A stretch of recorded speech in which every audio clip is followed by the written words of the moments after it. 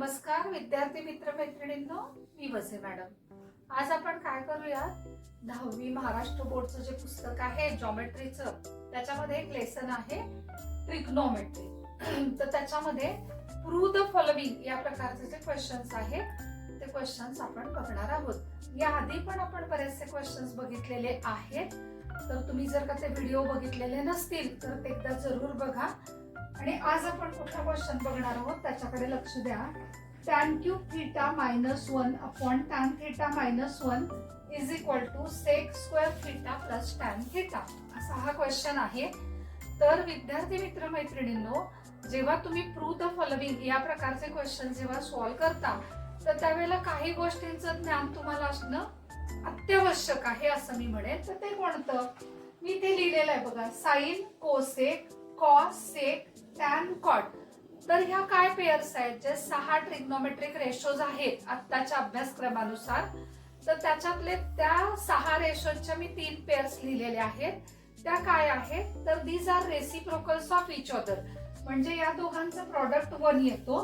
साइनची value येते 1 upon cosec, कॉसची value येते 1 upon sec, या प्रकारे.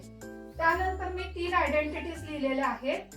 Sign square theta plus cos square theta is equal to 1, sec square theta minus tan square theta is equal to 1, cosec square theta minus cot square theta is equal to 1. या आहेत trigonometry मधल्या identities. त्याबरोबर algebra मधल्या ज्या identities आहेत, ज्या तुम्ही 7वी, 8वी, 9वी मध्ये शिकलेले आहात, त्याही तुम्हाला माहिती असणं गरजेचं आहे.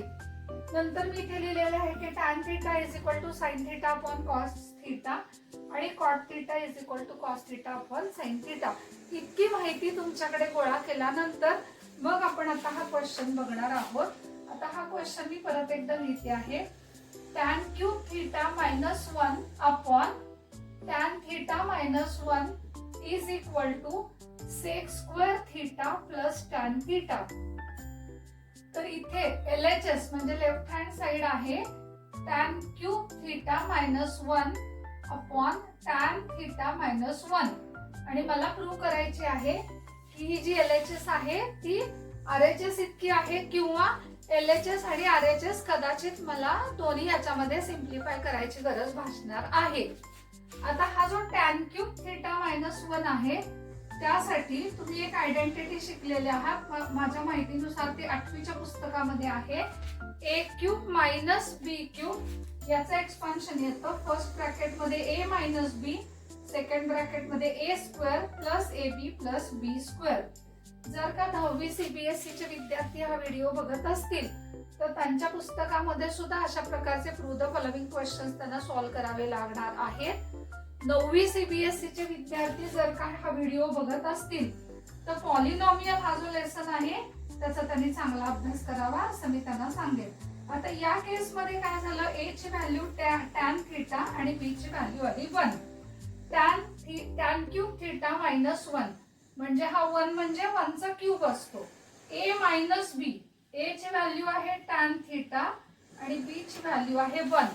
तर माझा पहिला ब्रॅकेट आलेला आहे tan theta minus 1, a square tan square theta plus ab tan theta into 1 plus b square म्हणजे 1 चा स्क्वेअर. डिनॉमिनेटर आहे टॅन थीटा मायनस 1. आता इथे हा tan theta minus 1, tan theta minus 1 numerator आणि डिनॉमिनेटरचा ब्रॅकेट आहे, तुम्ही केला कॅन्सल. कॅन्सल करताना अशी आडवी रेषा मारायची, म्हणजे काय होतं, आपल्या लक्षात राहतं की हा पूर्णपणे ब्रॅकेट कॅन्सल झालेला आहे. आता इथे काय आलं, tan square theta plus tan theta plus 1. मला प्रूव्ह करायचंय काय, sec square theta plus tan theta. एक आयडेंटिटी, आता इथली आयडेंटिटी मी यूज करते बघा, sec square theta minus tan square theta is equal to 1. हा जर 1 इकडे घेतला तर सेक स्क्वेअर थीटाची व्हॅल्यू येणार आहे 1 प्लस टॅन स्क्वेअर थीटा.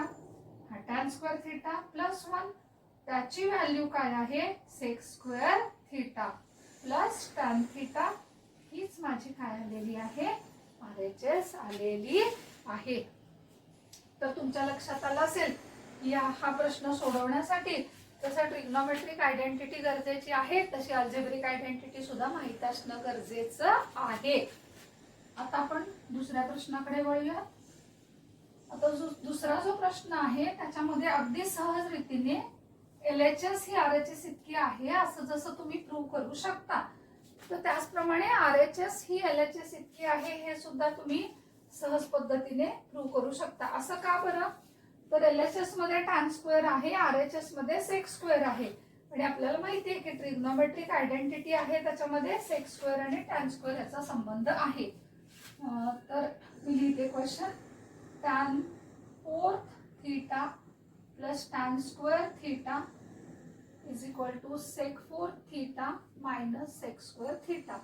जरी या क्वेश्चन मध्ये RHS to LHS, LHS to RHS पटकन जाता येत असलं तरी माझ्या पद्धतीप्रमाणे मी LHS ही RHS इतकी आहे असं प्रूव्ह करणार आहे. आता LHS काय आहे? tan 4th theta plus tan square theta. इथे मी काय करणार आहे? tan स्क्वेअर थीटा ही टर्म मी कॉमन घेणार आहे. तर आपण एखादी टर्म जेव्हा ब्रॅकेटच्या बाहेर घेतो, कॉमन घेतो, म्हणजे काय करायचं?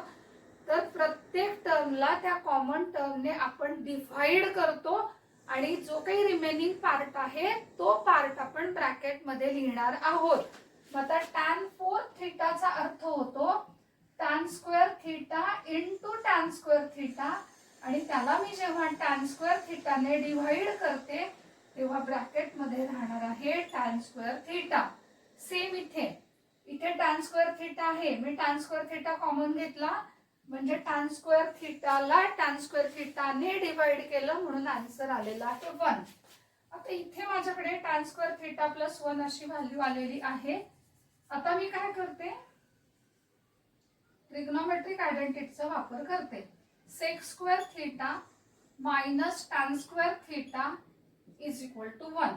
तर sec square theta is equal to bracket मध्ये आलेला आहे 1 प्लस tan स्क्वेअर थीटा. ही मला मिळाली tan स्क्वेअर थीटाची व्हॅल्यू. त्याचबरोबर हीच आयडेंटिटी मी अजून चेंज करते. मी जे तुम्हाला प्रत्येक व्हिडिओ मध्ये सांगत आहे की तुम्हाला प्रत्येक आयडेंटिटी हे वेगवेगळ्या प्रकारे लिहिण्याची सवय असली पाहिजे. बघा ही अगोदर मी लिहिली.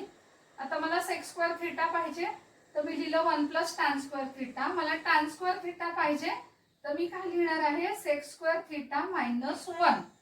आता tan स्क्वेअर थीटाच्या जागी मी व्हॅल्यू लिहिणार आहे sec स्क्वेअर थीटा मायनस 1 आणि tan स्क्वेअर थीटा प्लस 1 ची व्हॅल्यू मी लिहिणार आहे sec स्क्वेअर थीटा.